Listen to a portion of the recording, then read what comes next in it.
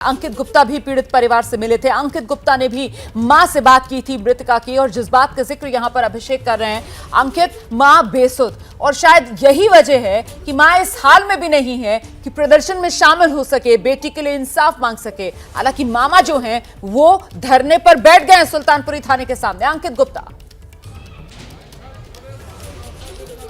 बिल्कुल रोमाना, इस वक्त मैं उसी इलाके में हूं जहां पर ये मृतका का परिवार इस वक्त मौजूद है। हालांकि उसकी मां जो है जरूर घर पे है, लेकिन उसके मामा और जो तमाम रिश्तेदार हैं, इलाके के लोग हैं, वो जरूर अब इस वक्त थाने का घेराव कर रहे हैं। लेकिन नाराजगी किस चीज को लेकर के?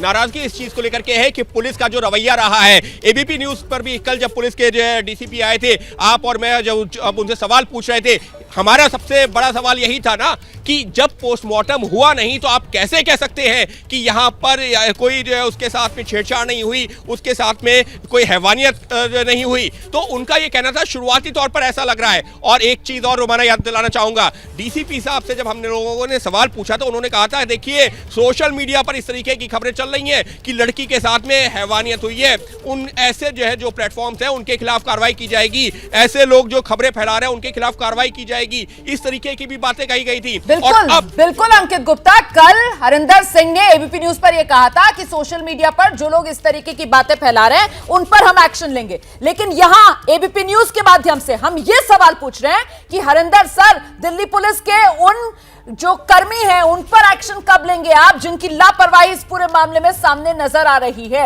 वो चश्मदीद जो एबीपी न्यूज पर सामने आ रहे हैं, जो कह रहे हैं कि ड्यूटी पर तैनात जो पुलिसकर्मी थे उनको वो सूचना दे रहे थे, वो पुलिसकर्मी अपनी ड्यूटी निभाते हुए नजर नहीं आए, उन पर दिल्ली पुलिस एक्शन कब लेगी? ये बड़े सवाल हैं, इनके जवाब चाहिए हमें। और ये जवाब जो है वो इस वक्त सुल्तानपुरी थाने के बाहर जो भीड़ जमा है वो भी मांग रही है। वहीं पर मौजूद मेरे सहयोगी मनोज वर्मा। मनोज,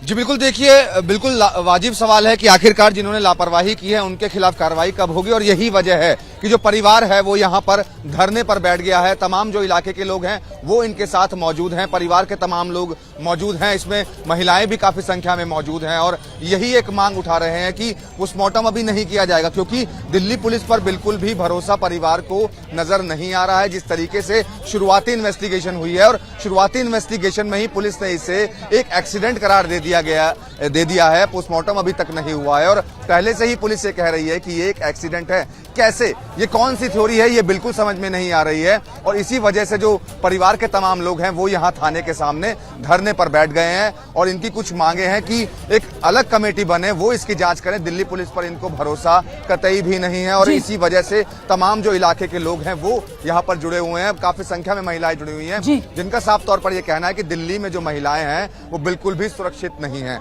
जी रोमाना, मैं लौटूंगी आपके पास। सीधे जरा वरुण जैन का रुख करेंगे। अस्पताल के बाहर ही वरुण जैन मौजूद हैं जहां पर पोस्टमार्टम होना है। ऐसे में परिवार की तरफ से देखिए वरुण, अभी रजामंदी दी नहीं गई है और ना ही फिलहाल आसार नजर आ रहे हैं कि परिवार जल्दी रजामंदी देगा। सवाल ये कि आपकी अगर डॉक्टर्स से, एक्सपर्ट से बात हुई हो, वो क्या कह रहे हैं? क्योंकि पहले ही शव जो है वो बुरी तरीके से क्षत विक्षत हालत में है। अगर और समय बीतेगा तो क्या पोस्टमार्टम और पोस्टमार्टम रिपोर्ट में क्या कुछ निकल कर आता है, उस पर इसका प्रभाव पड़ सकता है?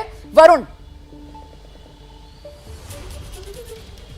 देखिए बिल्कुल, जो डॉक्टर्स हैं मॉर्चरी के अंदर ही मौजूद है। हमारी उनसे बात हुई, उनका कहना था उन्होंने अपनी पूरी तैयारियां कर ली है। ना ही दिल्ली पुलिस ने आज उनसे कोई संपर्क किया है, ना ही परिवार ने डॉक्टर से कोई संपर्क किया है। यानी कि डॉक्टर्स का कहना है कि कोई आएगा परिवार की तरफ से, पुलिस की तरफ से हमें कंसेंट मिलता है तो हमारी अपनी तैयारियाँ हैं, बॉडी को प्रिजर्व करके रखा हुआ है। हमने ये भी बात उनसे पूछी कि जिस तरीके से चीज़ें डिले हो रही है तो उससे आने वाले समय में क्या कुछ फ़र्क पड़ेगा, तो उनका कहना था कि फ़िलहाल बॉडी प्रिजर्व है और अगर कुछ समय लगता है 24 घंटे, 48 घंटे या 36 घंटे तो पोस्टमार्टम रिपोर्ट में कुछ फ़र्क आए, ऐसा उनको महसूस नहीं होता। इसलिए कुछ इंतज़ार जरूर किया जा सकता है ताकि परिवार कंसर्न दे और उसके बाद डॉक्टर का जो पैनल है पोस्टमार्टम करें। रुमाना, एक बात मैं यहाँ पर जरूर कहना चाहता हूँ कि परिवार वाले तैयार नहीं है, उसकी पीछे वजह है जी।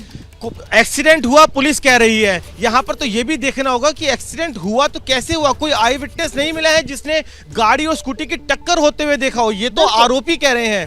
साथ ही पोस्टमार्टम नहीं हुआ, पुलिस ने ये कह दिया कि नहीं किसी तरह का सेक्सुअल असॉल्ट नहीं हुआ है। पुलिस ने सीक्वेंस ऑफ इवेंट को, यानी कि उन सीसीटीवी फुटेज की सीक्वेंस को अभी तक कनेक्ट नहीं किया कि आरोपी कहां से चले थे, कहां पहुंचे, पीड़िता कहां से चली, कहां पहुंची, कहां उनकी आपस में मुलाकात हुई या फिर कहां पर उनकी टक्कर हुई।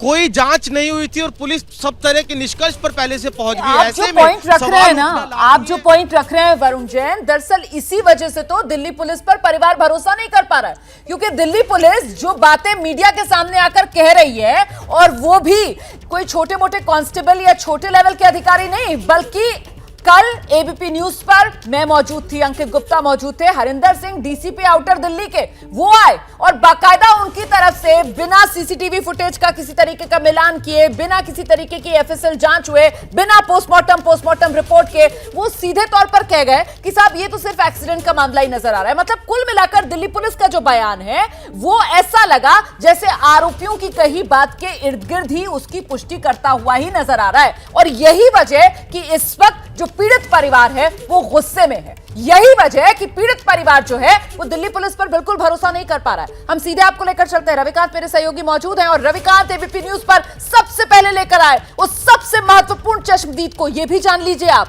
कल दिल्ली पुलिस कह रही थी कोई चश्मदीद नहीं है इस मामले में, और लीजिए चश्मदीद जिसको लेकर एबीपी न्यूज पर रविकांत कल ही आ गए थे। क्या मजबूरी है मेरी, बताइए। मैं अभी आपको बताती हूँ कि मैंने ओए होए होए होए नमकीन के चटकारे लेते हुए टकटकी मार के डिबेट शो को पॉज रिपीट कर करके देख रहे हैं जोगिंदर जी। इनकी तरह आप भी देखें अपने फेवरेट डिबेट्स को रिपीट कर और डाउनलोड कीजिए एबीपी लाइव ऐप अपने स्मार्ट टीवी पर।